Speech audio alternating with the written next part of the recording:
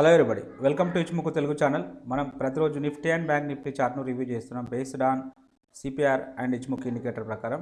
అలాగే option chain డాటాను కూడా analysis చేయడం జరుగుతుంది. అందులో భాగంగా రేపు ఎలా ఉంటుందో ఒకసారి చూద్దాం.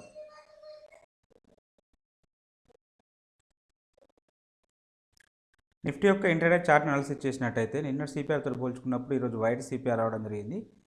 సో చాలా వరకు సైడ్ వేస్లోనే మూవ్ అవ్వడం జరిగింది. గ్యాప్ అప్ ఓపెన్ అయిన తర్వాత సో పెద్దగా మూమెంటం అయితే ఏమీ లేదు. సో ఓపెన్ అవడే గ్యాప్ అప్ తోటి ఓపెన్ అయింది కాబట్టి ఆల్రెడీ గ్యాప్ అప్ తోటి ఓపెన్ అయింది కాబట్టి చాలా వరకు సైడ్ వేస్లోనే మూవ్ అవడం అయితే జరిగింది.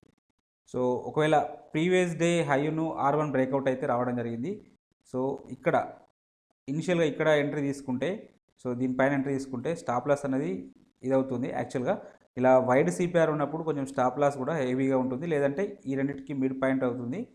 సో టార్గెట్ మాత్రం ఇది అవుతుంది. టార్గెట్ అయితే అచీవ్ కాలేదు, ఓన్లీ ఇక్కడ మిడ్ పాయింట్ వరకు మాత్రమే అచీవ్ కావడం అయితే జరిగింది.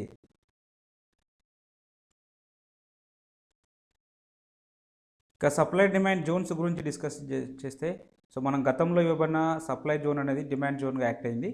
ఎందుకంటే అది గ్యాప్ అప్ తోటి ఓపెన్ అయింది.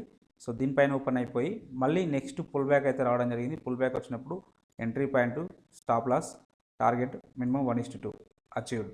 అండ్ లేటర్ పీరియడ్లో రెండోసారి కూడా ఈ జోన్కి వచ్చినప్పుడు మనకు పుల్ బ్యాక్ అయితే ఇవ్వడం జరిగింది. చూడండి. నెక్స్ట్ ఇక్కడ పైన ఇంకొక జోన్, ఈ పై జోన్కి వచ్చినప్పుడు నెక్స్ట్ ఇక్కడ మనకు రివర్సల్ క్యాండిల్ కోసం అయితే వెయిట్ చేయాలి.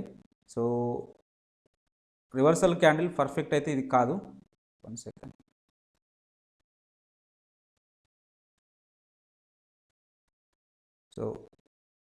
దీన్ని కన్సిడర్ చేసినట్టయితే ఎంట్రీ పాయింట్ ఇది అవుతుంది, స్టాప్ లాస్ అనేది ఇది అవుతుంది. టార్గెట్ అనేది ఎంత అవుతుంది? 1:2 అంటే ఇక్కడ వరకు వస్తుంది. బట్ టార్గెట్ అయితే అచీవ్ కాలేదు. స్టాప్ లాస్ అయితే ఇటు కావడం అయితే జరిగింది. యాక్చువల్గా ఈ జోన్ వచ్చేసి వర్జిన్ సిపిఆర్ జోన్ చూడండి. ఇది ఏ రోజు రావడం జరిగింది? 21 జనవరి రోజు వచ్చిన వర్జిన్ సిపిఆర్ అనేది ఈరోజు రెసిస్టెన్స్గా కాసేపు అయితే వర్క్ కావడం అయితే జరిగింది. అలాగే ఈరోజు కూడా యాక్చువల్గా వర్జిన్ సిపిఆర్ అయితే రావడం జరిగింది. ఇది ఒకవేళ ఫ్యూచర్లో డౌన్ సైడ్ వస్తే ఇది డెఫినెట్గా ఒక సపోర్ట్ లాగా యాక్ట్ చేయడానికి పాసిబిలిటీ ఉంటుంది. నేను ఈ లెవెల్ కూడా డ్రా చేస్తాను. ఇంకా రేపటి రోజున ఈ డిమాండ్ జోన్ ఇలానే ఉంచుదాం. ఇది వర్జిన్ సిపిఆర్ జోన్ అండ్ ఇక్కడ ఒక సప్లై జోన్ ఉంది. ఈ జోన్ను ఇలానే ఉంచుదాం. ఇవి గతంలో జోన్స్ కాబట్టి వీటిని కూడా మార్క్ చేసుకోండి. ఈ రెండు జోన్స్ని అయితే రేపటి రోజున కన్సిడర్ చేయండి. ఆప్షన్ చైన్ డాటాను చూసినట్టయితే హైయెస్ట్ ఓపెన్ ఇంట్రెస్ట్ అనేది కాల్ సైడ్లో 18,000 దగ్గర బిల్డప్ అయింది. సెకండ్ హైయెస్ట్ ఓపెన్ ఇంట్రెస్ట్ అనేది 18,100 దగ్గర బిల్డప్ అయింది. నిఫ్టీ అప్ సైడ్ వస్తే ఫస్ట్ రెసిస్టెన్స్, సెకండ్ రెసిస్టెన్స్ ఇక్కడ ఉండడానికి అయితే పాసిబిలిటీ ఉన్నది. అలాగే సిగ్నిఫికెంట్గా ఒకే హైయెస్ట్ ఓపెన్ ఇంట్రెస్ట్ అనేది ఇక్కడ బిల్డప్ అయింది కాబట్టి ఈ లెవెల్ అనేది మనకు స్ట్రాంగ్ రెసిస్టెన్స్ లాగా యాక్ట్ చేయడానికి అయితే అవకాశం అయితే ఉన్నది. అలాగే ఓవరాల్ సినారియోని చూసినట్టయితే ఇక్కడ షార్ట్ బిల్డప్ అయింది. ఇంకా చెప్పాలంటే ఇక్కడ లాంగ్ అన్వైండింగ్ కూడా అవుతుంటుంది కాబట్టి దీని ప్రకారం మనం ఏమీ చెప్పరాదు. పుట్ సైడ్ డాటా అయితే కన్సిడర్ చేద్దాం. ఇక పుట్ సైడ్లో హైయెస్ట్ ఓపెన్ ఇంట్రెస్ట్ అనేది ఇక్కడ బిల్డప్ అయింది. ఈ లెవెల్ వచ్చేసి 17,200. సెకండ్ హైయెస్ట్ ఓపెన్ ఇంట్రెస్ట్ అనేది 17,500. అలాగే ఇక్కడ కూడా సిగ్నిఫికెంట్గా ఉన్నది. నిఫ్టీ డౌన్ సైడ్ వస్తే ఫస్ట్ సపోర్టు ఇక్కడ ఉంది, సెకండ్ సపోర్టు ఇక్కడ ఉండడానికి అయితే పాసిబిలిటీ ఉంటుంది. ఇట్లా సిగ్నిఫికెంట్గా ఒక హైయెస్ట్ ఓపెన్ ఇంట్రెస్ట్ అనేది ఇక్కడ బిల్డప్ అయింది కాబట్టి 17,600 అనే లెవెల్ మనకు స్ట్రాంగ్ సపోర్ట్ లాగా యాక్ట్ చేయడానికి అయితే అవకాశం అయితే ఉన్నది. ఇచ్ముకి ఇండికేటర్ ప్రకారం చూసినట్టయితే ప్రైస్ అనేది ఫ్యూచర్ కుమో బుల్లిష్లో ఉన్నది. ప్రైస్ అనేది క్లౌడ్ పైన ట్రేడ్ అవుతుంది కాబట్టి బుల్లిష్ ఉండడానికి పాసిబిలిటీ ఉంటుంది. డైలీ టైం ఫ్రేమ్లో నెక్స్ట్ ఇక్కడ వరకు 18,000 అంటే 17,965 వరకు వెళ్ళడానికి అయితే అవకాశం అయితే ఉన్నది రేపటి రోజున.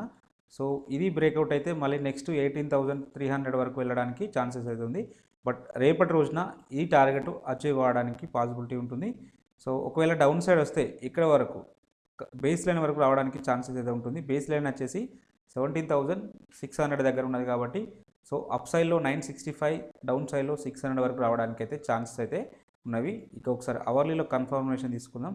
సో అవర్లీ తీసుకున్నప్పుడు అవర్లీలో కూడా బులిష్ ఉన్నది కాబట్టి బులిష్ ఉండడానికే పాసిబిలిటీ ఉన్నది. సో నిన్న మనం ఏ లెవెల్ అయితే చెప్పామో ఎగ్జాక్ట్గా అక్కడ వరకు అయితే రావడం జరిగింది. సో మేబీ రేపటి రోజున ఈ లెవెల్ వరకు రావడానికి అయితే పాసిబిలిటీ ఉంటుంది. ఈ లెవెల్ వచ్చేసి ఎగ్జాక్ట్గా 17,968 ఈ లెవెల్ వరకు రావడానికి ఛాన్స్ అయితే ఉన్నది. In case first of all ఈ లెవెల్ పైన అంటే ఈ 17,000 దీనిపైన సస్టైన్ అవ్వాలి. 17,760 50 to 60 అనుకోండి, 60 లెవెల్ పైన సస్టైన్ అయితే అప్ సైడ్ ఉండి గ్యాప్ అప్ ఓపెన్ అయినా ఈ లెవెల్ పైన సస్టైన్ అయితే నెక్స్ట్ 17,963 వరకు వెళ్ళడానికి అయితే ఛాన్సెస్ అయితే ఉన్నది. ఒక 200 పాయింట్స్ అప్ మూవ్ ఉండడానికి పాసిబిలిటీ ఉన్నది. లేదు ఒకవేళ ఈ 17,030 కింద 730 కింద ట్రేడ్ అయింది అనుకోండి, ఓపెన్ అవుడే గ్యాప్ డౌన్ లేదంటే దాని కింద ట్రేడ్ అయితే నెక్స్ట్ ఇక్కడ వరకు రావడానికి అయితే ఛాన్సెస్ అయితే ఉన్నవి. ఈ లెవెల్ వచ్చేసి లేదు అంటే ఈ గ్యాప్ అనేది ఫిల్అప్ అవుతుంది. ఈ గ్యాప్ లెవెల్ ఎంత ఉన్నది చూడండి,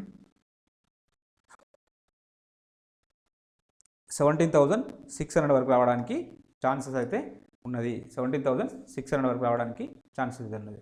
సో 17,760 పైన సస్టైన్ అయితే ఇంకో 200 పాయింట్స్ అప్ మూవ్ వస్తుంది. లేదంటే కింద డౌన్ సైడ్ ఉంటే ఒకసారి పుల్ బ్యాక్ రావడానికి అయితే ఈ గ్యాప్ ఫిల్ చేయడానికి అయితే పాసిబిలిటీ ఉన్నది. కాబట్టి ఈ లెవెల్స్ని మార్క్ చేసుకోండి. సో బ్యాంక్ నిఫ్టీ యొక్క ఇంటర్డే చార్ట్ అనాలిసిస్ చేసినట్టయితే నిన్నటి సిపిఆర్తో పోల్చుకున్నప్పుడు ఈరోజు హైయర్ వాల్యూ సిపిఆర్ రావడం జరిగింది. ప్రైస్ అనేది సిపిఆర్ పైన ఓపెన్ అయింది కాబట్టి సో ఇక్కడ నుంచి అంటే previous day high R1 breakout అయిన తర్వాత ట్రేడ్ ఇనిషియేట్ చేస్తే ఎంట్రీ పాయింట్ అనేది ఇది అవుతుంది, స్టాప్ లాస్ అనేది ఇది అవుతుంది, సో టార్గెట్ అనేది ఇది అవుతుంది. బట్ ఇది అచీవ్ కాలేదు. 75% అయితే అచీవ్ కావడం అయితే జరిగింది. దగ్గర వరకు లాస్ట్లో రీచ్ కావడం అయితే జరిగింది. సో సిపిఆర్ బ్రేక్అవుట్ స్ట్రాటజీ అయితే వర్కౌట్ అయితే కావడం జరిగింది. అలాగే ఇక్కడ మీరు ఇంకొకటి కూడా నోటీస్ చేయండి. సో ఇది వర్జిన్ సిపిఆర్. సో రేపు ఈ లెవెల్ కింద ట్రేడ్ అయితే సో ఈ లెవెల్ కింద ట్రేడ్ అయితే సో డెఫినెట్గా ఇక్కడికి ఒకసారి పుల్ బ్యాక్ అంటే ఈ గ్యాప్ ఫిల్లింగ్ కానీ లేదంటే ఈ సిపిఆర్ వరకు కానీ పుల్ బ్యాక్ రావడానికి అయితే పాసిబిలిటీ ఉంటుంది. చూడండి.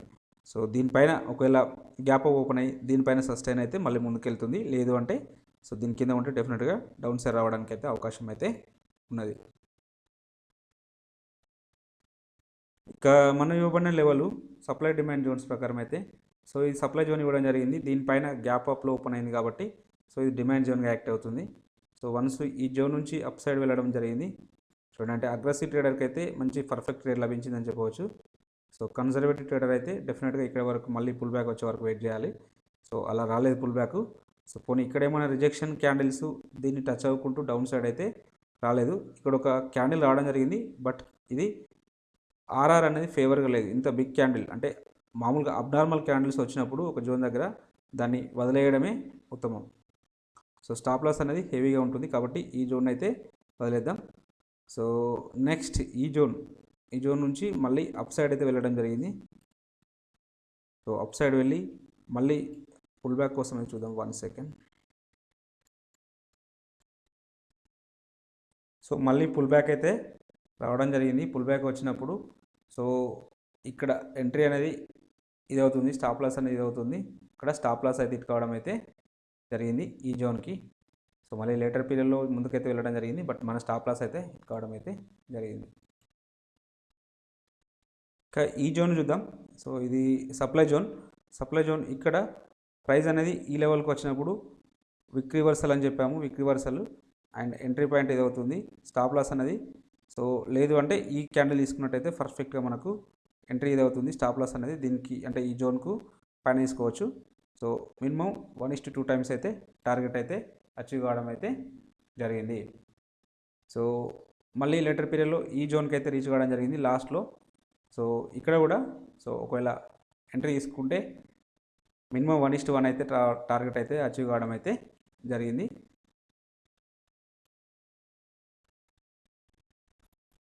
రేపటి రోజున సో ఇక్కడ ఒక డిమాండ్ జోన్ ఉన్నది. సో దీన్ని ఇలానే ఉంచుదాం. సో ఇక్కడ ఈ సప్లై జోన్ కూడా ఇలానే ఉంచుదాం. సో దీనిపైన సస్టైన్ అయితే దీనిపైన సస్టైన్ అయితే సో ఈ లెవెల్ నుంచి ఒకసారి రిజెక్షన్ రావడానికి ఇంకోసారి పాసిబిలిటీ ఉంటుంది. లేదు అంటే బ్రేక్అవుట్ అయితే ఇక్కడ ఒక స్మాల్ అంటే రివర్సల్ అయితే ఉండడానికి పాసిబిలిటీ ఉంటుంది. కాబట్టి ఈ జోన్స్ని మార్క్ చేసుకోండి.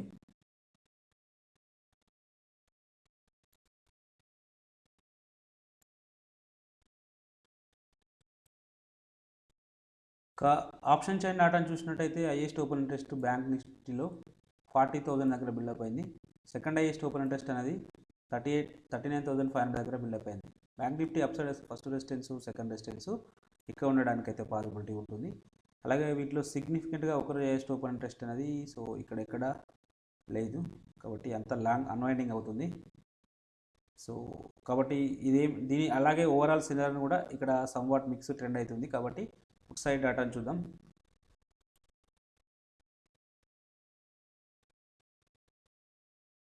సైడ్లో హైయెస్ట్ ఓపెన్ ఇంట్రెస్ట్ అనేది 39,000 దగ్గర బిల్డప్ అయింది. సెకండ్ హైయెస్ట్ ఓపెన్ ఇంట్రెస్ట్ అనేది 38,500 దగ్గర బిల్డప్ అయింది. డౌన్ సైడ్ వస్తే ఫస్ట్ సపోర్ట్ సెకండ్ సపోర్ట్ ఇక్కడ ఉండడానికి పాసిబిలిటీ ఉంటుంది. వీటిలో సిగ్నిఫికెంట్గా ఒక హైయెస్ట్ ఓపెన్ ఇంట్రెస్ట్ అనేది సో ఇక్కడ బిల్డప్ అయింది. కాబట్టి ఈ లెవెల్ స్ట్రాంగ్ సపోర్ట్ లాగా యాక్ట్ అయితే అయింది. కాబట్టి సో ఈ లెవెల్కి వచ్చినప్పుడు డెఫినెట్గా ఒక స్ట్రాంగ్ పుల్ బ్యాక్ ఉండడానికి అయితే పాసిబిలిటీ ఉంటుంది. అలాగే ఓవరాల్ సినారియోని చూసినట్టయితే పుట్ సైడ్లో షార్ట్ బిల్డప్ అయింది కాబట్టి పాజిటివ్ ఉండడానికి అవకాశం అయితే ఉన్నది.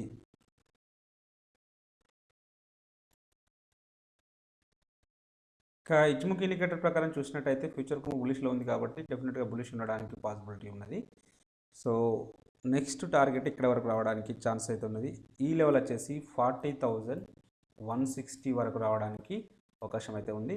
సో నిన్న మనం ఎగ్జాక్ట్గా ఈ లెవెల్ చెప్పాము, ఇక్కడ వరకే వచ్చి క్లోజ్ అయితే కావడం అయితే జరిగింది. మేబీ నెక్స్ట్ రేపటి రోజున ఈ లెవెల్ టచ్ చేయడానికి పాసిబిలిటీ ఉంటుంది. వన్స్ ఇవాళ హై పైన సస్టైన్ అయితే దీన్ని బ్రేక్అవుట్ చేస్తే నెక్స్ట్ ఇక్కడ వరకు వెళ్తుంది. లేదు అంటే ఒకసారి స్మాల్ పుల్ బ్యాక్ కూడా రావడానికి పాసిబిలిటీ ఉంటుంది. సిపిఆర్ కింద ట్రేడ్ అయినా, సిపిఆర్ కింద అంటే గ్యాప్ డౌన్లో ఓపెన్ అయినా సో నెక్స్ట్ ఈ లెవెల్ని ఒక్కసారి టెస్ట్ చేస్తుంది. ఈ లెవెల్ వచ్చేసి 38,850 దగ్గర ఉన్నది. కాబట్టి ఈ లెవెల్ని టెస్ట్ చేయడానికి అయితే అవకాశం అయితే ఉన్నది. సో కాబట్టి ఈ లెవెల్ కూడా మార్క్ చేసుకోండి. సో అప్ సైడ్ అయితే ఈ లెవెల్, డౌన్ సైడ్ అయితే ఈ లెవెల్ రావడానికి ఛాన్స్ అయితే ఉన్నది. ఒకసారి అంటే ఆల్రెడీ ముందుకు వెళ్తుంది కాబట్టి స్మాల్ రిట్రేస్మెంట్ రావడానికి కూడా పాసిబిలిటీ అయితే ఉన్నది. కాబట్టి సో ఈ సీనియర్ అంటే ఈ లెవెల్ని అయితే మార్క్ చేసుకోండి. ఇంకా అవర్లీ టైం ఫ్రేమ్లో చూసినట్టయితే మనకు కంప్లీట్గా బులిష్నెస్ షో చేస్తుంది. సో చూడండి, అంటే ఇక్కడ మల్టిపుల్ టైమ్స్ ఇక్కడ రెసిస్టెన్స్ ఫేస్ చేసింది కాబట్టి మేబీ ఇది బ్రేక్ అండ్ రీటెస్ట్ లాగా వర్క్ కావడానికి అయితే పాసిబిలిటీ ఉంటుంది. సో మనం ఒక స్ట్రాటజీ డిస్కషన్ చేయడం జరిగింది. సో దాని ప్రకారం బ్రేక్ అండ్ రీటెస్ట్ స్ట్రాటజీ ప్రకారం నెక్స్ట్ ఒకసారి పుల్ బ్యాక్ రావడానికి పాసిబిలిటీ ఉంటుంది. ఫ్లాట్గా ఓపెన్ అయినా లేదా గ్యాప్ డౌన్లో ఓపెన్ అయినా ఈ లెవెల్కి అంటే 38,800 లెవెల్కి ఒకసారి రీటెస్ట్ చేయడానికి 850 అనుకోండి.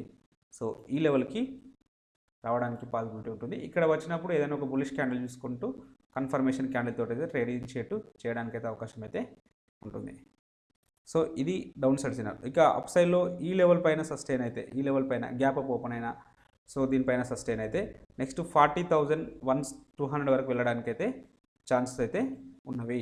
సో కాబట్టి ఈ రెండు లెవెల్స్ని మార్క్ చేసుకోండి. సో ఇంకా ఒకవేళ హెవీ గ్యాప్ డౌన్ వస్తే ఫర్దర్గా వస్తే ఇక్కడ వరకు మాత్రమే వస్తుంది. ఈ లెవెల్ వచ్చేసి 38,500 ఇది ఒకవేళ సో ఈ లెవెల్ బ్రేక్ డౌన్ వస్తేనే, లేకపోతే సో ఇక్కడే సపోర్ట్ తీసుకుంటుంది 99%. సో 90% కేసులలో 10% ఒకవేళ హెవీ గ్యాప్ డౌన్ వస్తే సో 38,500 వరకు కూడా రావడానికి అయితే ఛాన్సెస్ అయితే ఉన్నాయి. అలాగే రేపు ఎక్స్పైరీ డే కాబట్టి కొంచెం సైడ్ వేస్ ఉండడానికి కూడా పాసిబిలిటీ ఉంటుంది. స్టాప్ లాస్ అయితే స్ట్రిక్ట్గా మెయింటైన్ చేయండి. ఇంకా ఎఫ్ఐ డాటాను చూస్తే సో వీళ్ళు మళ్ళీ స్లైట్గా సెల్ చేయడం అయితే జరిగింది. సో 5,000, 6,000, 7,000, 4,000 క్రోర్స్తో పోల్చుకున్నప్పుడు సో ఇది బెటర్. కొంచెం మళ్ళీ అంటే నిన్నటితో పోల్చుకున్నప్పుడు కొంచెం ఎక్కువగానే అమ్మడం జరిగింది. బట్ మన వాళ్ళు అంతకంటే ఎక్కువగా బై చేయడం జరిగింది. కాబట్టి బులిష్ ఉండడానికి పాసిబిలిటీ అయితే ఉన్నది. అలాగే ఇంట్రాడే పర్పస్లో ఈ స్టాక్స్ను వాచ్ లిస్ట్లో పెట్టుకోండి. So narrow CPR stocks so వీటిలో మొమెంటం ఉండడానికి అయితే పాసిబిలిటీ ఉన్నది. అలాగే స్మాల్ అప్డేట్, నేను ఈ వీక్ అయితే అందుబాటులో ఉన్నాను. సో నెక్స్ట్ మండే రోజు మళ్ళీ కలుద్దాం. సో అప్పటి వరకు మీరు ఈ సిపిఆర్కి సంబంధించిన స్ట్రాటజీస్ అయితే చూడండి, ఒకసారి రివ్యూ అయినట్టయితే ఉంటుంది. Okay, thank you everybody.